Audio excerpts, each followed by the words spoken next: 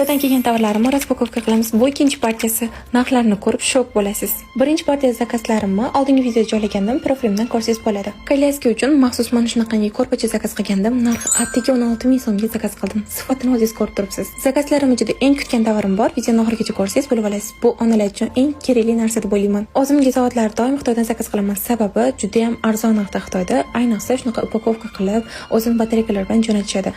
Sifati ham juda zo'r. Atigi 25 mingga zakaz qildim. Raspakovka videolar juda ham yaxshi ko'raman. Shuning uchun profilimga juda ko'p raspakovka videolar joylayman. Keyingi zakazim shunaqa shkafning ichiga taratadigan zakaz qildim. Xitoydan zakaz qilsam sifatli kelmaydi deyotganlar uchun adashasizlar. Men videolarimni ko'rib turganingizdek, Xitoyda hammasi sifatli keladi. Agar siz yaxshi tanlashni bilsangiz. Atigi 17 ming so'mga mana shunaqangi tish cho'tka va pasta soladigan idish zakaz qildim. Buni biror joyga borayotganingizda sovasingiz bo'ladi. Akkuratni turadi. Keyingi tavarim mana shunaqangi bola uchun yostiqcha zakaz qildim. Buni o'zimizda 50 mingga ko'rgandim. Men buni Xitoyda 13 mingga zakaz qildim. Makiyaj uchun shunaqangi gubkalar zakaz qildim.